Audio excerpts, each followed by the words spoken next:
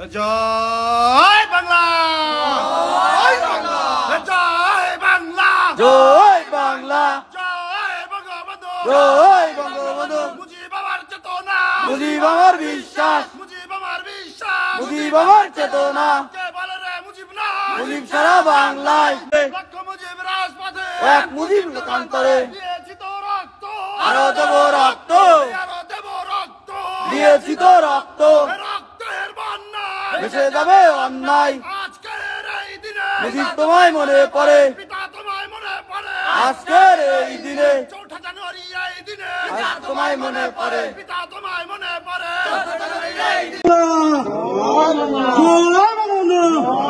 শুভ শুভ শুভ দিন ছাত্রলীগের জন্মদিন, শুভ শুভ শুভ দিন ছাত্রলীগের জন্মদিন, ছাত্রলীগের এই দিনে তোমায় মনে পড়ে, মুজিব তোমায় মনে পড়ে, আজকের এই দিনে তোমায় মনে পড়ে। জয় বাংলা, জয় বঙ্গবন্ধু। আমি টুঙ্গিপাড়া ছাত্রলীগের সভাপতি হিসেবে আমাদের 4 জানুয়ারি বাংলাদেশ ছাত্রলীগের প্রতিষ্ঠা বার্ষিক আমরা প্রশাসনের চোখকে ফাঁকি দিয়ে আজকে সকালে আমরা টুঙ্গিপাড়া মাজারে কয়েকজন লোক মিলে আমার নেতৃত্বে আমি ফুল দিতে সক্ষম হচ্ছি এবং শ্রদ্ধা জানাচ্ছি বঙ্গবন্ধুর আত্মার মাহফুজের উপরে। বিকেলে আমাদের কেক কর্তন আছে, আল্লাহ যদি বাঁচে আমরা ছাত্রলীগের সকলে মিলে আমরা কেক কর্তন করবো। প্রশাসন যতই তাদের আমাদের চিন্তা ভাবনা করবে যে বাংলাদেশ থেকে ছাত্রলীগকে নির্মূল করার জন্য, বাংলাদেশ থেকে ছাত্রলীগ কখনোই নির্মূল করতে পারবে না। বাংলাদেশ ছাত্রলীগ সর্বদা সজাগ, সর্বদা এই প্রশাসনের চোখকে ফাঁকি দিয়ে যখন 4 জানুয়ারি বাংলাদেশ ছাত্রলীগ আজকের এই দিনে মাজারে পুষ্পমালা অর্পণ করতে পারছে, আমার বিশ্বাস যে এই ছাত্রলীগ আবারও ফিরে দাঁড়াবে। বাংলাদেশ ছাত্রলীগের ইতিহাস কখনো মুছার ইতিহাস না, বাংলাদেশ ছাত্রলীগ আবারও মাননীয় প্রধানমন্ত্রীকে এদেশে ফিরিয়ে আনবে। বাংলাদেশ ছাত্রলীগের ৭৭তম প্রতিষ্ঠা বার্ষিকী উদযাপন উপলক্ষে বাংলাদেশ ছাত্রলীগ কেন্দ্রীয় কার্যনির্বাহী সংসদ থেকে যে প্রোগ্রাম ঘোষণা করা হয়েছে, যে ধানমন্ডি ৩২ নম্বর এবং গোপালগঞ্জ টুঙ্গিপাড়ায় জাতির পিতা বঙ্গবন্ধু শেখ মুজিবুর রহমানের সমাধিতে পুষ্পমাল্য অর্পণের যে কর্মসূচি ঘোষণা করা হয়েছিল, সেটি বাস্তবায়ন করার লক্ষ্যে গতকাল অর্থাৎ ৩রা জানুয়ারি গভীর রাত,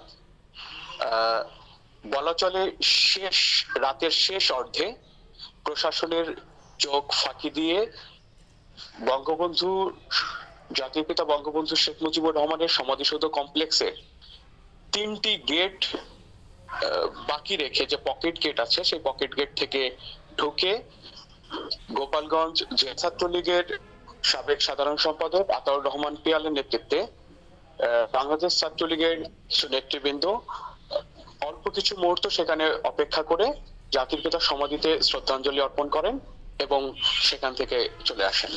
বর্তমান যে পরিস্থিতিতে বাংলাদেশের সব জায়গায় খুন রাহাজানি যেমন বেড়েছে, তেমনি প্রশাসন আওয়ামী লীগ করলেই, জয় বাংলা নাম মুখে নিলে অথবা ছাত্রলীগ করলেই তাদেরকে বিনা কারণে গ্রেপ্তার করতেছে, বিভিন্নভাবে হয়রানি করতেছে।